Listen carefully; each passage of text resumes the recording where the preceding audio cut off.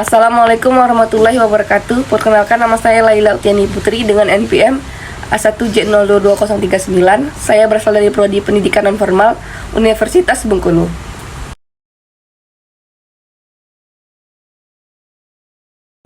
Selanjutnya yang akan kita bahas adalah bab 9, yaitu manajemen kurikulum. Apa itu manajemen kurikulum?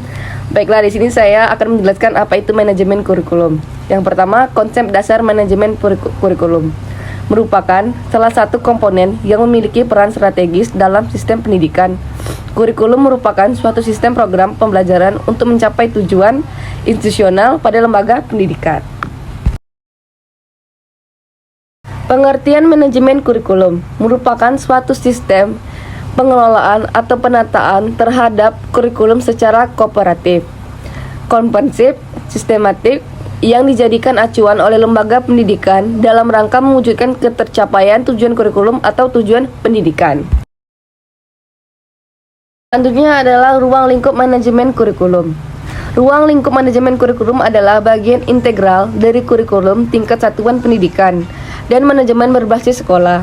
Lingkup manajemen kurikulum adalah perencanaan, pengorganisasian, pengevaluasian.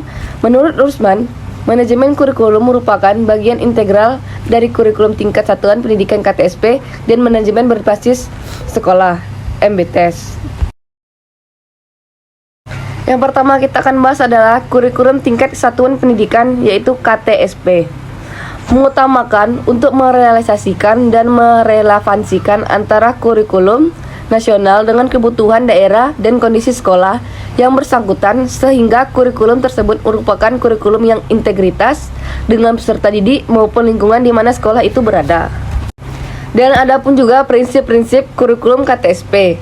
Yang pertama, berpusat pada potensi dan perkembangan kebutuhan. Yang kedua, beragam dan terpadu. Yang ketiga, tanggap terhadap perkembangan ilmu. Yang keempat, relevan dengan kebutuhan kehidupan. Yang kelima, menyeluruh dan berkesinambungan.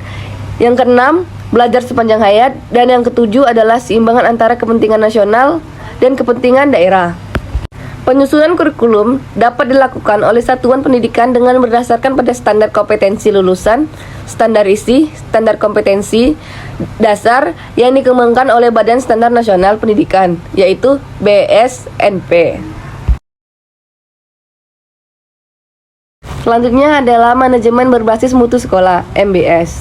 MBS adalah pendekatan baru dalam pengelolaan pendidikan yang lebih menekankan pada kemandirian dan kreativitas sekolah atau satuan pendidikan. Fungsi manajemen sekolah membutuhkan keterpaduan yang utuh antara input proses dan output. Ketiga aspek tersebut menjadi indikator mutu pendidikan yang apabila tercapai dengan baik, penerapan MBS dapat dikatakan berhasil. Selanjutnya adalah prinsip dan fungsi manajemen kurikulum. Prinsip kurikulum dapat berfungsi sebagai pedoman, maka sejumlah prinsip dalam proses pengembangannya. Prinsip yang pertama adalah prinsip kurikulum. Berfungsi, setiap kurikulum harus memiliki keserasian antara komponen-komponen, yaitu keserasian antara tujuan yang harus dicapai, isi, materi, atau pengalaman belajar yang harus dimiliki. Yang kedua, prinsip fleksibilitas. Prinsip ini haruslah dilaksanakan dengan sesuai dengan kondisi yang ada. Kurikulum yang kaku atau tidak fleksibel akan sulit diterapkan.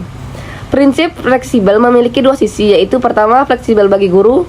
Artinya, kurikulum harus memberikan ruang gerak bagi guru untuk mengembangkan program pembelajarannya.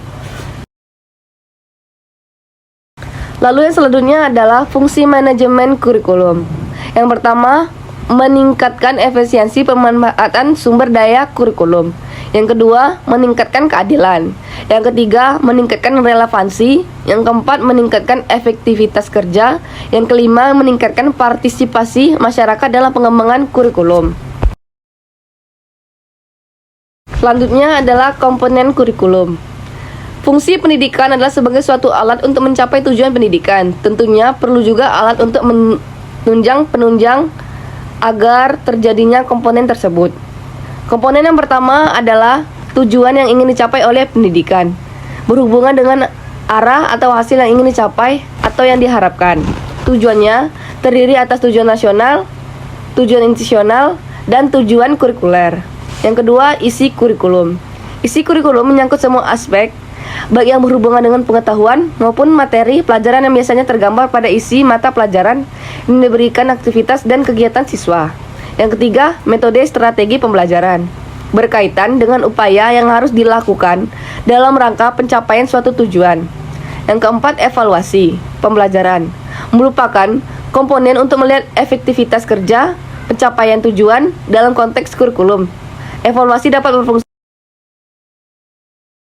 Selanjutnya adalah perencanaan kurikulum. Perencanaan kurikulum adalah kesempatan-kesempatan belajar yang dimaksudkan untuk membina siswa ke arah perubahan tingkah laku yang diinginkan dan menilai sampai mana perubahan-perubahan yang telah terjadi pada diri siswa.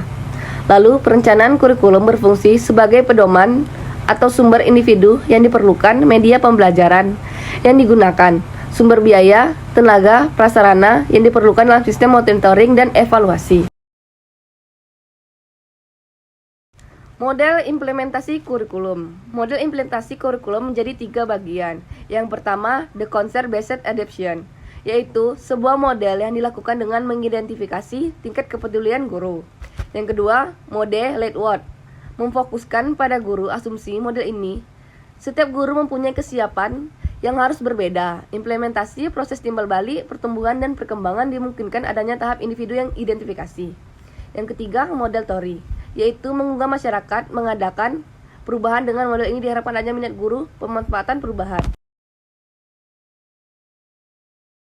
Selanjutnya adalah evaluasi kurikulum. Evaluasi kurikulum merupakan pemeriksaan secara terus-menerus untuk mendapatkan informasi yang meliputi siswa, guru, program pendidikan, proses pembelajaran untuk mengetahui tingkat perubahan siswa dan ketetapan keputusan gambaran siswa yang aktivitas program.